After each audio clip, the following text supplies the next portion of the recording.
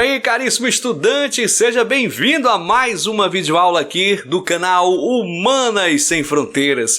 Eu sou o professor Helder Carneiro e vamos para mais uma super revisão. E o tema de hoje é um tema extremamente importante aí para você que vai fazer o vestibular, que vai fazer o Exame Nacional do Ensino Médio.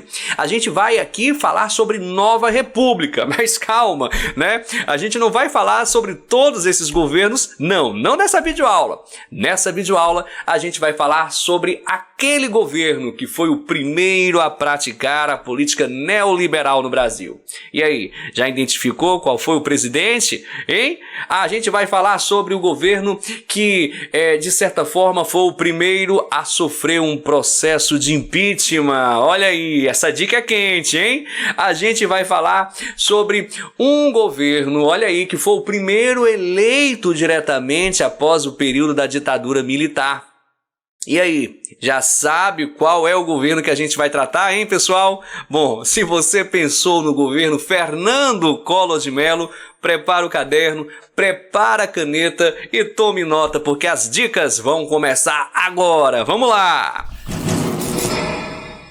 Muito bem, meu povo, né? A gente vai falar sobre o governo de Fernando Collor de Mello, então o recorte temporal aqui de 1990 a 1992. De antemão, eu já aqui quero te deixar claro que a gente não vai esgotar o tema, até porque é impossível, pessoal, esgotar um tema num vídeo assim que é para ser um vídeo de revisão, né? Um vídeo bem objetivo, bem preciso. Então a gente vai tocar naqueles pontos primordiais, nos pontos principais, aquilo que sem sombra de dúvidas você tem que saber, tá bom? E para começar a falar de governo Collor, primeiro eu te convido a vir comigo para o ano anterior ao início do seu governo. Nós vamos lá para 1989, por quê? Porque tivemos aí nesse ano uma eleição histórica, que foi a eleição que conduziu ele ao Palácio do Planalto, a eleição de 1989. E por que eu disse que essa eleição ela foi histórica? Porque ela foi a primeira eleição direta para escolher um presidente da República. Antes, pessoal, de 1989, o último presidente eleito diretamente pelo povo havia sido Jânio Quadros. Então fazia muito tempo que a população não exercia esse direito sagrado da democracia, tá certo? E, é claro, ela também foi uma eleição histórica, por quê? Porque ela trazia diversos candidatos. Eu estou falando aqui de 22 candidatos à presidência. Ela também foi uma eleição histórica porque era a primeira eleição com segundo turno, gente. 2 candidatos apenas foram para o segundo turno. E 2 candidatos que vocês conhecem muito bem. De um lado, o candidato do Partido dos Trabalhadores, que era o Luiz Inácio Lula da Silva. Do outro, um jovem aí, político na época, que era o Fernando Collor de Mello. 2 candidatos com perfis extremamente diferentes, ou seja, pessoal, nós temos aqui uma eleição extremamente polarizada. Até parece que o brasileiro gosta desse tipo de eleição. Ou é 8 ou é 80. Pois bem, aqui candidatos com perfis totalmente diferentes. Por exemplo, quando você olha para o Lula, você tem todo um perfil. Primeiro, um líder operário, era um homem que tinha um discurso que era muito mais audível aos ouvidos aí do povo trabalhador brasileiro. O Lula falava do jeito que o povo entendia mesmo. E o Lula, gente, ele defendia já esse Lula de 1989, aquelas pautas mais voltadas para a política social, pautas de combate à desigualdade social. Vale ressaltar que o discurso que o Lula tinha em 1989 era um discurso mais radical aos olhos da elite brasileira. Então era um candidato que, embora atraísse muito as massas, não atraía a elite. A elite tinha muito medo aí de um candidato radical no poder. Vale ressaltar, esse Lula de 89, ele é bem diferente daquele Lula de 2002. A gente vai aqui no canal fazer depois essa analogia para vocês. Mas olha, o Lula aqui, ele estava muito bem nas pesquisas, inclusive iniciou aí na frente. Ele conseguiu reunir aí um grupo muito forte, reuniu várias forças comprometidas, gente, com as mudanças estruturais do país. Grupos políticos como o Partido Comunista Brasileiro, o Partido Comunista do Brasil, o Partido Social Brasileiro, o Partido Verde, o Partido Democrático Trabalhista, o Partido Social Democrático Brasileiro, foram apenas alguns aí que compuseram aí esse grupo do Lula. Então, esse era o Lula. Do outro lado, nós tínhamos aí um candidato com um perfil totalmente diferente, que era o Collor. O Collor, ele trazia um discurso mais moralista, falava muito bonito, polido, ele dizia que ia combater a corrupção, se mostrou como o caçador dos marajás. Marajás eram aqueles funcionários públicos que ganhavam muito dinheiro sem trabalhar muito, então ele dizia que havia ali algo errado, muita corrupção, e ele vinha com esse discurso moralizador que o povo brasileiro gosta de ouvir. Pois é, outra coisa importante, ele era um candidato que tinha ali o apoio da poderosa Rede Globo de televisão, era um candidato que trazia já um discurso de abertura econômica, inclusive de apoio aí à influência do Fundo Monetário Internacional. Ele, se mostrava um político totalmente anticomunista, então aquele discurso de varrer o comunismo do Brasil, as cores do país nunca serão vermelhas, fazendo alusão aí às cores do Partido dos Trabalhadores, enfim, as cores do comunismo, enfim, ele fazia essa associação. Enfim, meus amigos, o Collor, ele tinha um perfil bem diferente. Ele vai inaugurar, inclusive, um marketing político no Brasil que durou aí durante muitos anos e que eu acredito que só foi realmente superado na última eleição, que foi uma eleição totalmente atípica, e a gente em outro momento vai analisar essa eleição do ponto de vista histórico. Tá bom? Mas olha só, dentre esses dois candidatos aqui, você sabe, aquele que acabou sendo eleito foi justamente ele, Fernando Collor de Mello, aí o caçador de marajás. Pois bem, o Collor, ele realmente chegou ao Palácio do Planalto com essa forma inusitada. Parte do povo brasileiro decide qual candidato a partir dos debates travados, muito importante salientar isso, e aqui não foi diferente. Você sabe muito bem que a Rede Globo de televisão, ela deu uma forcinha aí para o Collor. Por quê? Porque ela, na semana que antecede o processo eleitoral, ela vai mostrar flashes aí desses debates, ela vai mostrar os melhores momentos. O problema é porque ela mostrava os melhores momentos do Collor e os piores momentos do Lula. E isso, de uma certa forma, acabou fazendo a diferença, principalmente naqueles eleitores indecisos. E aí, é claro, não deu outra. Fernando Collor de Mello, ele é eleito presidente brasileiro, tá bom? E é claro, gente, olha, como eu disse, ele inaugurou um marketing assim bem atípico, porque ele era jovem, ele vai realmente explorar essa juventude, era um político bem-sucedido, vindo do Nordeste, que é uma terra muito difícil.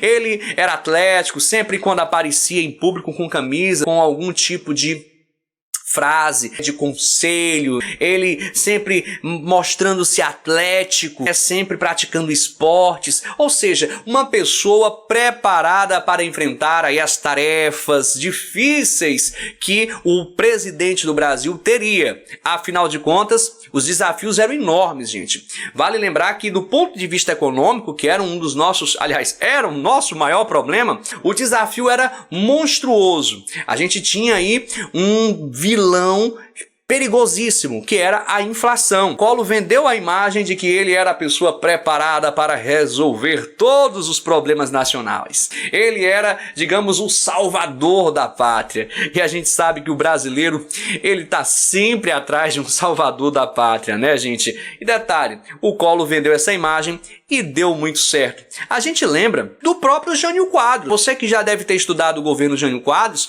o Jânio Quadros também traz à tona essa política moralizadora, ou seja, a campanha de combate à corrupção. Enfim, o Collor, ele foi nessa vibe e deu certo, viu, pessoal? Então, ele se dizia o homem que combateria a inflação, combateria a miséria, combateria a corrupção, ajudaria os mais necessitados, né, os descamisados, como ele mesmo falava. Então, essa foi a figura que chegou à presidência da República. E é claro, um discurso do ponto de vista econômico modernizador, porque foi o primeiro presidente a colocar em prática a política neoliberal, a política do Estado mínimo.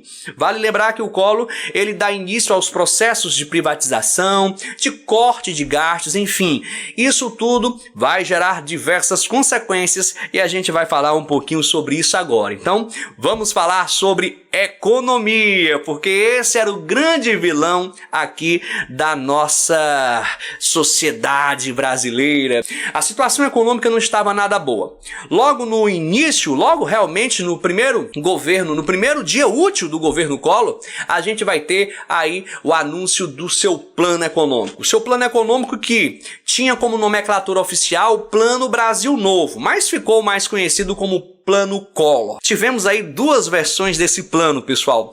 Plano Collor 1 e Plano Collor 2. Bom, o que é que a gente tem que saber sobre o Plano Collor? Para começo de conversa, o objetivo desse plano era vencer o maior inimigo, que era a inflação. E aí, a gente vai perceber algumas características para poder atingir essa meta. Dentre elas, eu lembro aqui a mudança, mais uma vez, da moeda brasileira, que era o cruzado novo e voltava a ser o cruzeiro com o Plano Collor. Então, uma das mudanças do Plano Collor foi justamente a troca da moeda. Saíamos do cruzado novo, voltávamos ao cruzeiro, pessoal. Esse plano também, ele ficou muito marcado, gente, por algo que pegou muito mal para o governo Collor, para a imagem do Collor. Aliás, ele é muito lembrado até hoje devido a essa característica.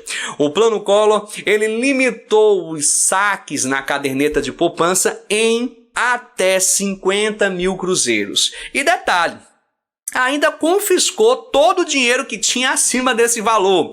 O povo brasileiro que tinha guardado dinheiro na poupança foi obrigado a emprestar para o governo. Gente, isso foi extremamente polêmico.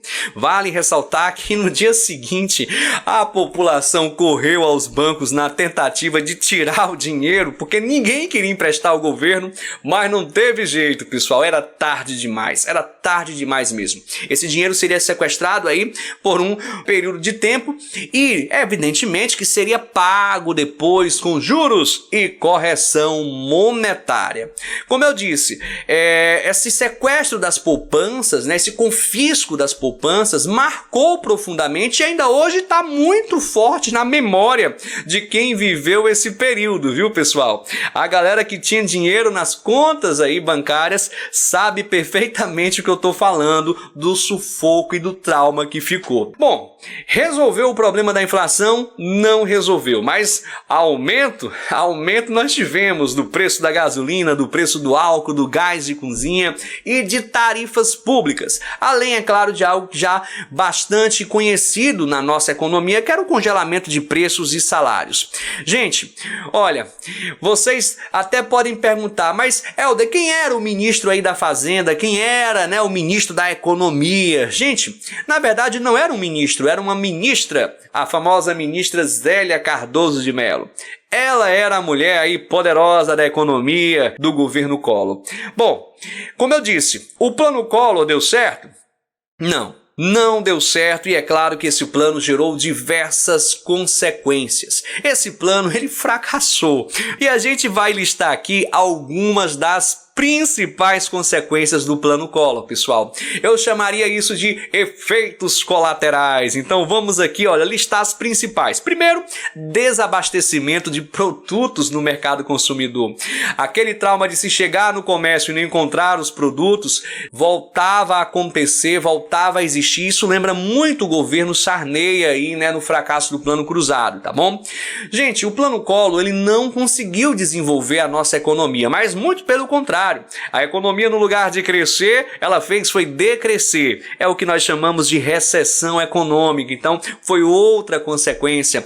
A diminuição do poder aquisitivo dos trabalhadores, e isso, é claro, vai repercutir em greves, o que a gente sabe perfeitamente que acabam estourando aí em diversos pontos do Brasil. E uma coisa terrível, uma palavrinha que ainda bem que há muito tempo a gente não fala na nossa economia e que naquela época realmente aterrorizava, pessoal. A hiperinflação. Para você ter uma ideia, nós estamos falando de um crescimento inflacionário terrível. E quanto maior a inflação, você sabe, menos o poder que o dinheiro que a gente tem no bolso tem. Então, assim, a inflação é algo que a gente não gosta, não quer e, evidentemente, tenta evitar a todo instante. Hoje, a situação brasileira é bem diferente, nós não temos uma inflação muito alta. O nosso maior problema não é nem a inflação hoje, claro, mas é a falta de crescimento econômico, até porque estamos vivendo uma pandemia. Mas aqui, pessoal, aqui eu não estou falando só de uma inflação, estou falando de hiperinflação. Era comum você, por exemplo, chegar num comércio de manhã e encontrar produtos de um preço, e se você voltasse à noite ao mesmo comércio, você, de fato, encontrar aquele mesmo produto com preços mais elevados. Então, eu estou falando disso, realmente era algo terrível.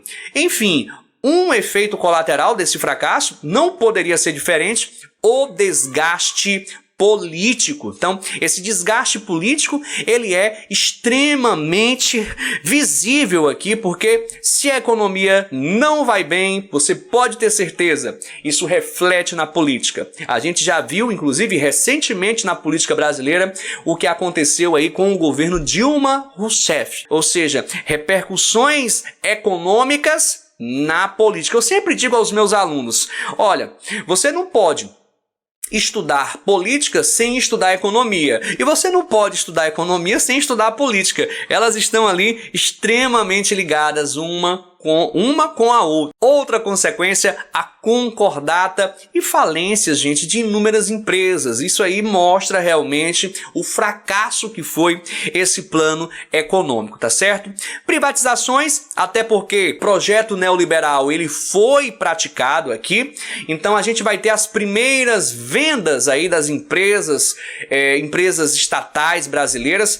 Olha, o Collor, ele coloca em prática. O Itamar Franco dá continuidade e o Fernando Henrique, ele eleva isso a um nível jamais visto antes na história brasileira. Tanto é que quando a gente fala de privatizações, a gente lembra logo do governo FHC, devido à venda daquelas que foram as maiores estatais da história brasileira. Bom, isso a gente deixa para debater num outro momento, tá certo?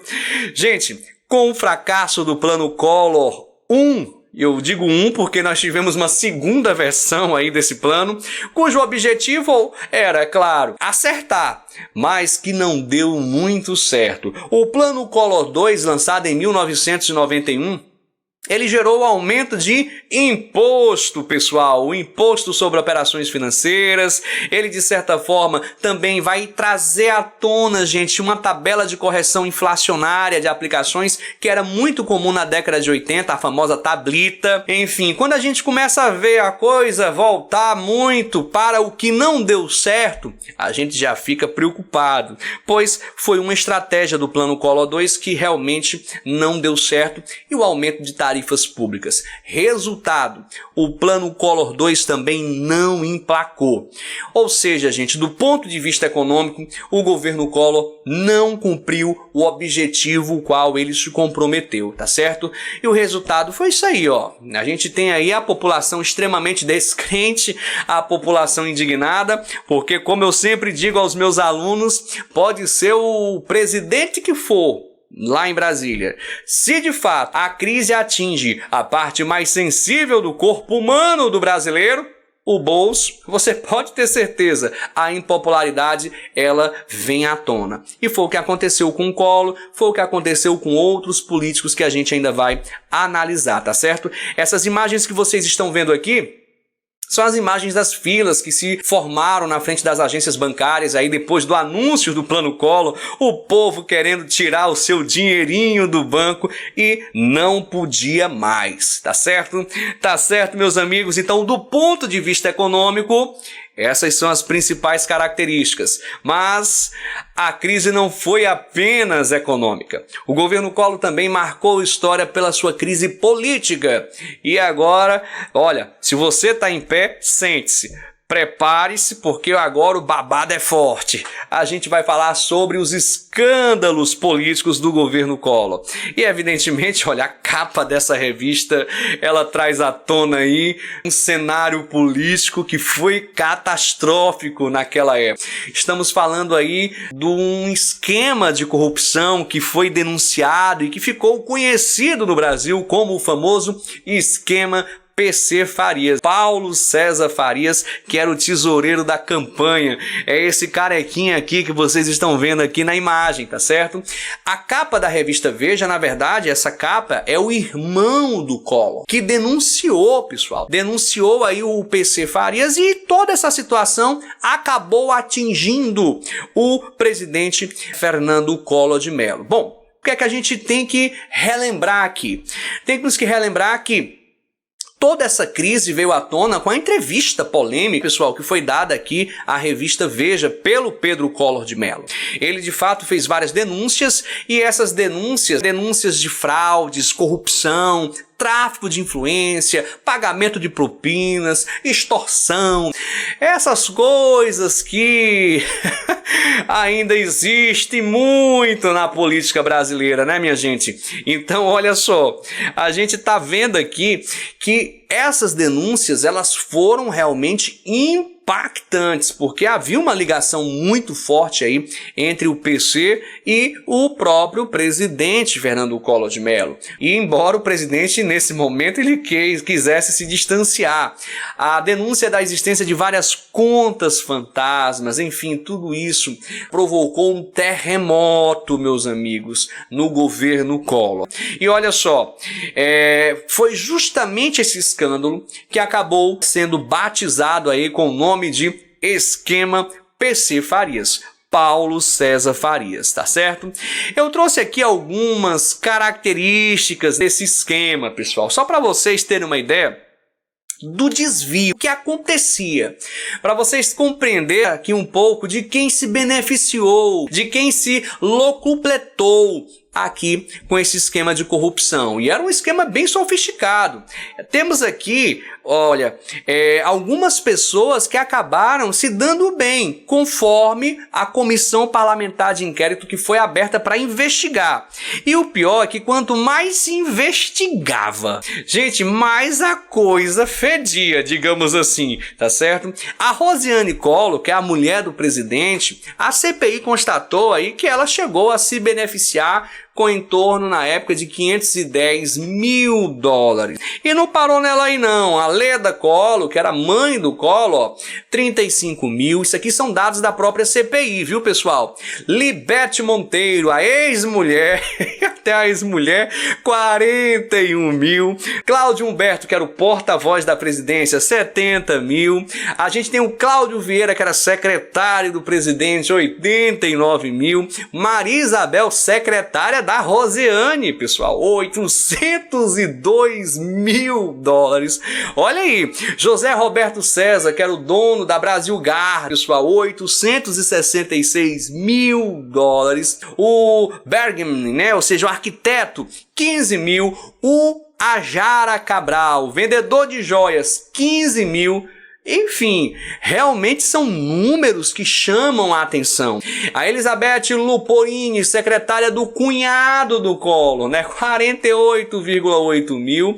Enfim, pessoal, para você compreender e a gente também não se alongar muito aqui, para você ter uma ideia do que eu estou falando, não se sabe ao certo o quanto foi desviado. Foi um esquema muito sofisticado e que desviou muito dinheiro. Tá certo? O esquema PC Farias. Outra coisa que vai marcar bastante mesmo aqui essa história, inclusive, né, parece até capítulo de novela mexicana, pessoal. Aliás, mexicana não, brasileira mesmo, porque o próprio Paulo César Farias, só para você ter uma ideia do que eu estou falando, ele chegou sim a ser condenado a 4 anos de prisão, só para você ter uma ideia. Foi condenado por sonegação fiscal e, detalhe, a 7 anos por falsidade ideológica em decorrência aí desses desvios dos recursos públicos de lavagem de dinheiro da qual ele tinha sido acusado. Então ele se aproveitou e fugiu do Brasil. Ou seja, ele acabou fugindo, mas foi recapturado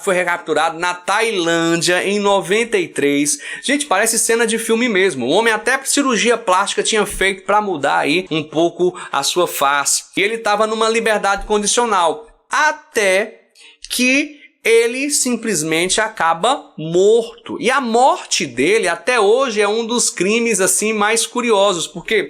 Porque não foi esclarecido. Ninguém sabe se esse crime foi um crime passional ou se houve ali uma queima de arquivo, porque uma coisa era certa.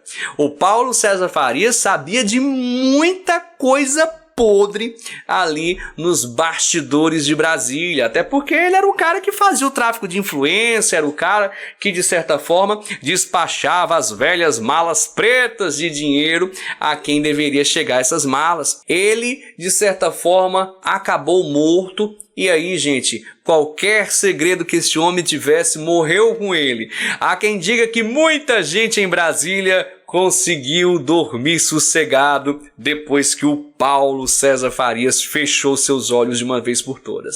Então, assim, crime passional por quê? Porque, segundo os depoimentos dos funcionários da casa onde ele estava no quarto, né, com a sua companheira e de repente se escutou tiros.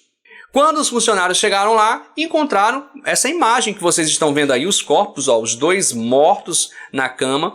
Ninguém sabe o que de fato ali aconteceu. E por que que esse crime ainda hoje ele não foi esclarecido?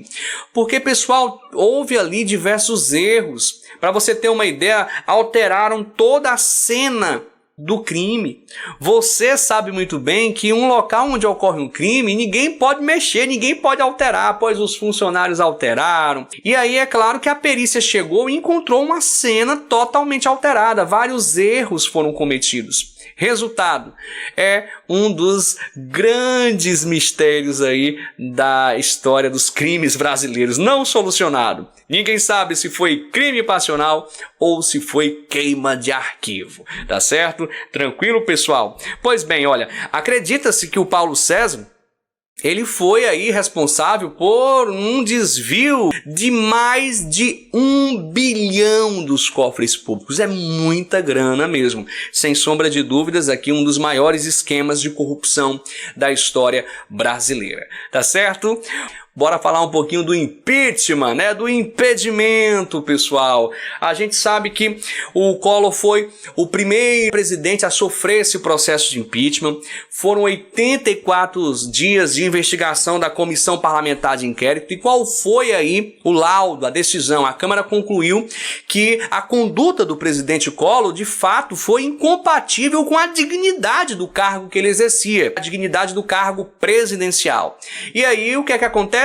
Ele é afastado e aí todo aquele ritual. A denúncia é feita pela Câmara, mas o julgamento é feito pelo Senado. E o Senado ele começa o processo de julgamento. Nesse momento, o presidente é afastado e assumiu o vice, Itamar Franco, que foi depois quem se consolidou e terminou aí esse quadriênio do governo Collor. Um detalhe importante, pessoal, é que é nesse momento também que vem à tona um movimento muito conhecido, que é o movimento dos caras pintados. Vários jovens, eles vão às ruas pedir aí o impeachment do presidente Collor. Essas pessoas pintam seus rostos de preto. Inclusive teve uma situação interessante, porque o Collor, né, vai querer dar uma lacrada, pede para que as pessoas pintem o seu rosto de verde e amarelo, que elas vão às ruas em apoio a ele, e o que ocorre é o contrário, as pessoas vão às ruas de preto, de luto, pedir o seu afastamento. O Collor, ele de certa forma estava sendo denunciado por crime de responsabilidade e, de fato, teve crime sendo aprovado pelo Senado, inclusive teve os seus direitos políticos cassados por 8 anos. O curioso aqui é que no meio desse processo, o que é que acontece? Ele renuncia. Olha só que interessante, o processo de impeachment do Collor, ele é uma situação assim atípica. Por quê? Porque o Collor, ele renuncia ao cargo, mas mesmo tendo renunciado, o processo de julgamento continuou e ele foi julgado culpado, digamos assim, e o impeachment foi aprovado. tá certo? Então ele perdeu os direitos políticos por 8 anos. No caso do impeachment da Dilma, foi um tanto diferente, porque, como você sabe, ela perdeu o cargo, mas não perdeu os direitos políticos. Ela não perdeu os direitos políticos. Vale ressaltar isso, tá bom? Um detalhe aqui curioso sobre esse impeachment é que depois aí de algum tempo, o Fernando Collor de Mello ele foi absolvido em abril de 2014 pelo Supremo Tribunal Federal. Ele foi absolvido pelas acusações de peculato, corrupção passiva, falsidade ideológica. Essa denúncia ela foi simplesmente recebida na Justiça Comum no ano 2000. Olha só, galera, foram 7 anos para chegar no Supremo Tribunal Federal, para você ver como a justiça brasileira ela é extremamente morosa, né? O caso, ele chegou ao STF somente em 2007 e ficou parado ainda no gabinete da relatora do caso, que era a ministra Carmen Lúcia na época, de 2009 a 2013. Nesse período que ficou parado, a demora para se julgar foi tão grande que os crimes de corrupção passiva e falsidade já estavam prescritos. Então ele não poderia mais ser culpado por isso, devido à previsão legal na nossa Constituição. A gente sabe perfeitamente que ele se desliga aí no dia 29 de dezembro de 1992 e ele vai aí para o seu ostracismo, digamos assim. Foram 8 anos sem direitos políticos. Em 2006, o Collor se candidata a senador da República e, pasmem, viu, gente? Foi eleito senador da República em 2006. Muito bem, meu povo, eu espero, ter ajudado aqui. É claro que isso foi apenas um resumo. Essas foram as dicas pontuais, as dicas, digamos, mais importantes a respeito do governo Collor. Fica ligado aqui nos vídeos do Humanas Sem Fronteiras que a gente vai revisar todos esses governos da nova república, todos. Vai ter revisão do Sarney, do Itamar, do FHC, os 2 governos do FHC, os 2 governos do Lula, os 2 governos da Dilma e o governo Temer, e também vai ter uma análise do governo atual brasileiro, pelo menos analisando aí esses primeiros anos do governo Jair Bolsonaro. Beleza? Forte abraço e até a nossa próxima videoaula. Fui, moçada! Tchau, tchau!